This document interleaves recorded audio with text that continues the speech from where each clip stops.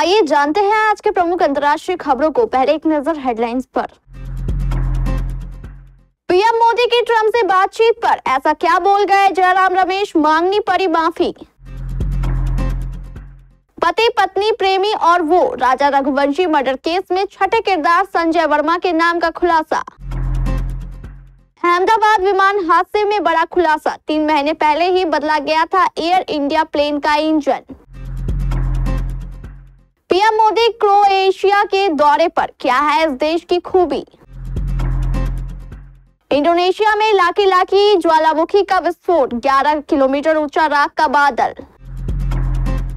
6 दिन की जंग में ईरान ने इजराइल पर दागी 400 मिसाइलें, आयरन डोम ने 90% हमले किए विफल। ईरान में लोगों को व्हाट्सएप डिलीट करने के लिए क्यों कहा जा रहा है। फिर 1 लाख के करीब पहुंचा सोना, चांदी ने भी बनाया नया रिकॉर्ड। आमिर खान के सितारे जमीन पर को लेकर सेंसर बोर्ड से मिली हरी झंडी। और महिला T20 विश्व कप 2026 का कार्यक्रम घोषित। कांग्रेस के वरिष्ठ नेता जयराम रमेश ने प्रधानमंत्री नरेंद्र मोदी की अमेरिकी राष्ट्रपति डोनाल्ड ट्रंप के साथ हुई बातचीत के मुद्दे पर सरकार को घेरते घेरते कुछ ऐसा कह दिया कि भारतीय जनता पार्टी ने इसे मुद्दा बना लिया। जयराम रमेश के बयान में तथ्यात्मक गलती को मुद्दा बनाकर बीजेपी ने हमला बोला, जिसके बाद उन्हें गलती माननी पड़ी। जयराम रमेश ने बाद में सोशल मीडिया प्लेटफॉर्म एक्स पर पोस्ट कर कहा कि मैं नॉन बायोलॉजिकल नहीं हूँ, मुझसे एक गलती हुई और मैंने उसे तुरंत सुधारा। जयराम रमेश प्रधानमंत्री नरेंद्र मोदी और अमेरिकी राष्ट्रपति डोनाल्ड ट्रंप के बीच हुई बातचीत को लेकर विदेश सचिव विक्रम मिस्री के बयान पर प्रतिक्रिया दे रहे थे। उन्होंने कहा कि आज खबर आई है कि प्रधानमंत्री नरेंद्र मोदी और अमेरिकी राष्ट्रपति के बीच में 35 मिनट की एक फोन कॉल हुई। प्रधानमंत्री ने क्या कहा, विदेश सचिव ने उसे देश के सामने रखा है। जयराम रमेश ने कहा कि ट्रंप ने भी प्रेस नोटिस निकाला है कि मैंने क्या बात की। राष्ट्रपति ट्रंप ने जो कहा है कि हमने ये बातचीत की है और जो हमें कहा जाता है कि प्रधानमंत्री नरेंद्र मोदी ने ये बातचीत की, उसमें जमीन आसमान का फर्क होता है। राजा रघुवंशी हत्याकांड की जांच पड़ताल जैसे जैसे आगे बढ़ रही है, इसमें हर दिन नए खुलासे हो रहे हैं। हर रोज एक नई परत खुल रही है। अब इस सनसनीखेज मर्डर केस में छठे किरदार की एंट्री हो गई है। दरअसल इस मामले में अब सोनम के साथ एक और शख्स का नाम सामने आया है, जो है संजय वर्मा। जांच में जुटी शिलांग पुलिस को जो जानकारी हाथ लगी है, उससे यह मामला सुलझने के बजाय और भी उलझ गया है। शिलांग पुलिस को सोनम रघुवंशी के मोबाइल कॉल रिकॉर्ड से चौंकाने वाला इनपुट मिला। पता चला है कि कत्ल की वारदात से पहले सोनम संजय वर्मा नाम के एक लड़के से बात कर रही थी। उसने 1 मार्च से 25 मार्च के बीच संजय वर्मा नामक युवक को 112 बार कॉल किया, यानी लगभग हर रोज 4 से 5 बार उनके बीच बातचीत हुई। पुलिस के मुताबिक यह सामान्य संपर्क नहीं हो सकता। अहमदाबाद में हादसे का शिकार हुए एयर इंडिया विमान को लेकर एक चौंकाने वाली बात सामने आई है। करीब 12 साल पुराने इस प्लेन के राइट साइड वाले इंजन की हाल ही में मरम्मत की गई थी और उसे 3 महीने पहले मार्च 2025 में बदला गया था। अहमदाबाद से लंदन के लिए उड़ान भरने वाला यह विमान टेक ऑफ के कुछ मिनट बाद दुर्घटनाग्रस्त हो गया और इसमें 12 क्रू मेंबर समेत 242 यात्री सवार थे। हादसे में एक यात्री को छोड़कर बाकी सभी 241 लोगों की मौत हो गई। सूत्रों ने बताया कि एयर इंडिया के इस विमान की जून 2023 में डिटेल मेंटेनेंस जांच भी की गई थी और इस साल दिसंबर में इसकी जांच का अगला राउंड निर्धारित किया गया था। अप्रैल में एयर इंडिया ने बोइंग 787 ड्रीमलाइन के लिए बीमा कवर को 750 करोड़ रुपए से बढ़ाकर 850 करोड़ रुपए कर दिया था। अहमदाबाद में हुई दुर्घटना देश में 1 दशक से ज्यादा वक्त में हुई भीषण हवाई हादसों में से एक है। इस त्रासदी ने एविएशन इंश्योरेंस सेक्टर में भूचाल आने की आशंका है और कुछ क्लेम देश में सबसे महंगा होने का अनुमान है, जो करीब 3000 करोड़ रुपए है। प्रधानमंत्री नरेंद्र मोदी आज 18 जून को क्रोएशिया की ऐतिहासिक यात्रा पर है। यह किसी भारतीय प्रधानमंत्री का क्रोएशिया का पहला दौरा होगा। यूरोप का एक छोटा सा देश क्रोएशिया अपने ऐतिहासिक शहरों और प्राकृतिक नजारों की वजह से दुनिया भर में मशहूर है। दुनिया भर से लोग घूमने के लिए आते हैं। ये लोगों का फेवरेट टूरिस्ट डेस्टिनेशन है। यहाँ के खूबसूरत नजारे और झील लोगों को अपनी ओर आकर्षित करती है।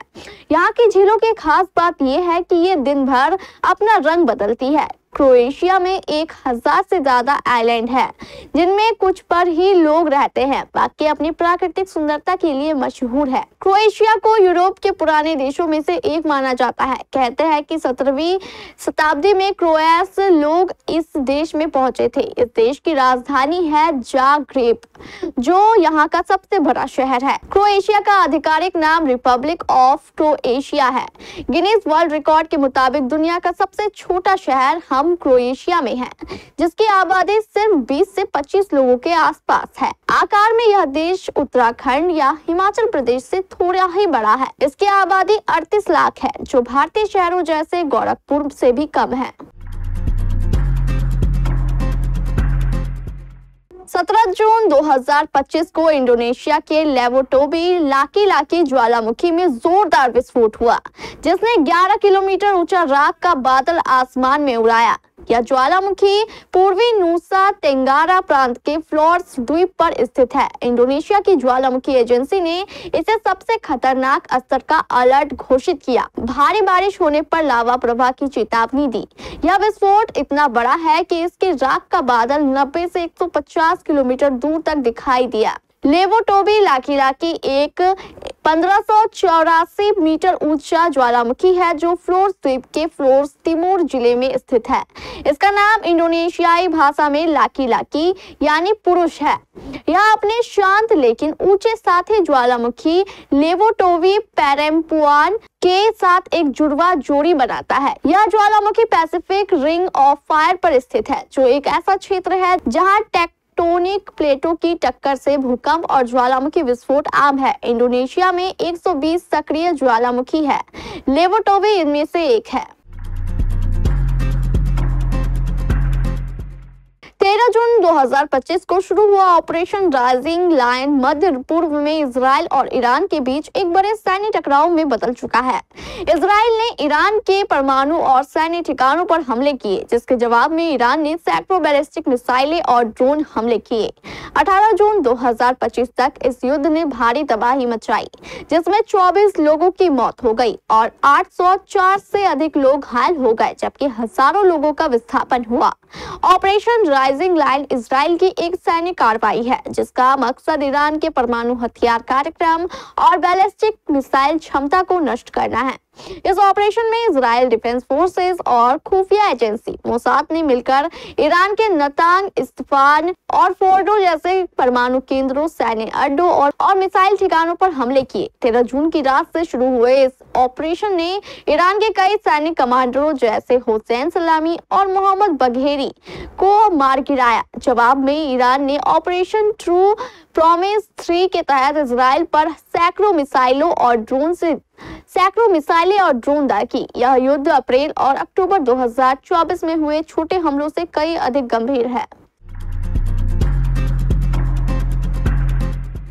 ईरान और इजराइल के बीच चल रहे युद्ध के बीच ईरानी टीवी ने लोगों से व्हाट्सएप ना चलाने के लिए कहा है। अब ईरान में लोगों से अपील की जा रही है कि वो अपने स्मार्टफोन से व्हाट्सएप को डिलीट कर दे। आरोप है कि इसके जरिए इजराइल जासूसी कर रहा है और ईरान के लोगों की जानकारी हासिल कर रहा है। ऐसे में व्हाट्सएप को लेकर ईरान में क्या नियम है और अभी ईरान क्या दावा कर रहा है? द टाइम्स ऑफ इजराइल की एक रिपोर्ट के अनुसार ईरानी टेलीविजन ने मंगलवार को लोगों से अपने स्मार्टफोन से व्हाट्सएप हटाने का आग्रह किया। उनका आरोप है कि मैसेजिंग ऐप ने इजराइल को भेजने के लिए यूजर्स की जानकारी और कुछ खास डेटा इकट्ठा किए हैं। आरोप है कि व्हाट्सएप ईरान के लोगों की जानकारी इजराइल को दे रहा है, जिससे इजराइल के पास कई पर्सनल डेटा पहुंच रहा है।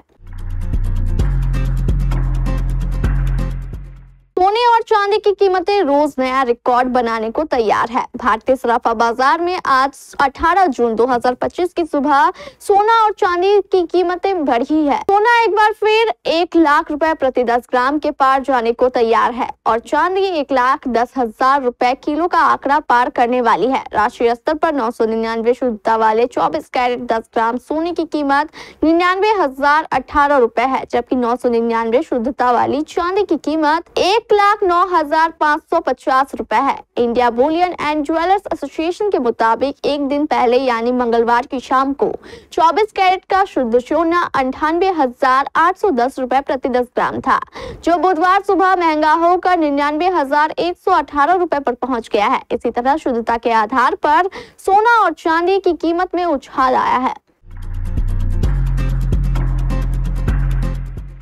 पिछले कुछ दिनों से चल रही अटकलों के बाद अब आमिर खान की मच अवेटेड फिल्म सितारे जमीन को लेकर central board of film certification यानी CBFC से आधिकारिक मंजूरी मिल गई है। इसके साथ ही यह पुष्टि हो गई है कि फिल्म 20 जून 2025 को सिनेमा घरों में रिलीज होगी।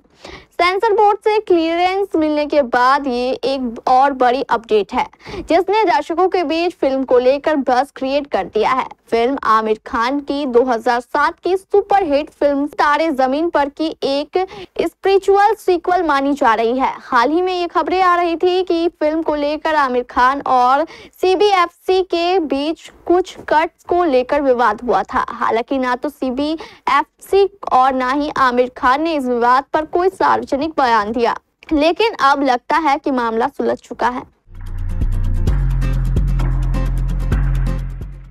अगले साल होने वाले महिला T20 विश्व कप का कार्यक्रम घोषित हो गया है और भारतीय टीम चिर प्रतिद्वंदी टीम के साथ अपने अभियान की शुरुआत करेगी। इस वैश्विक टूर्नामेंट में भारत का पहला मुकाबला 14 जून को एजबस्टन में खेला जाएगा। क्रिकेट की वैश्विक संस्था ICC और मेजबान England and Wales cricket board ने बुधवार को इसका पूरा कार्यक्रम जारी किया। इस टूर्नामेंट में 12 टीमें हिस्सा लेंगी। 24 दिनों तक चलने वाला महिला T20 विश्व कप 12 जून से 5 जुलाई तक खेला जाएगा और इसमें कुल 33 मैच होंगे और इंग्लैंड के 7 स्थानों पर खेले जाएंगे। भारत और पाकिस्तान एजबस्टन में अपने अभियान की शुरुआत करेंगे, जबकि टूर्नामेंट का पहला मैच इंग्लैंड मेजबान इंग्लैंड और श्रीलंका के बीच 12 जून को होगा।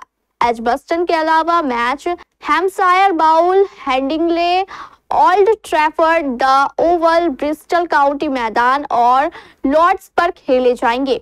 2 सेमीफाइनल 30 जून और 2 जुलाई को ओवल में होंगे, जबकि फाइनल 5 जुलाई को लॉर्ड्स में होगा। न्यूज एंकरिंग एवं जॉब के इच्छुक लड़के लड़कियों के लिए बड़ी खबर। अगर आप चाहते हैं न्यूज एंकरिंग करना तो आपके लिए अच्छी खबर है। अगर आप हैं कंप्यूटर के जानकार तो भी आपके लिए एक अच्छी खबर है। आपके मन मुताबिक आपका जॉब आपका इंतजार कर रहा है। जॉब पाने का शानदार मौका, वेतनमान 20,000 रुपए तक, योग्यता अनुसार। आवेदन करें KBC न्यूज कार्यालय, बनिया टोला, बड़ा बाजार, कटिहार। Phone number 06542242601। आप अपना आवेदन हमें व्हाट्सएप या ईमेल भी कर सकते हैं। हमारा व्हाट्सएप नंबर है 8298877777। हमारा ईमेल ID है katihar@kbcnews.in। जल्दी करें, सीट सीमित है। आवेदन करने की अंतिम तारीख 22 जून 2025 रविवार।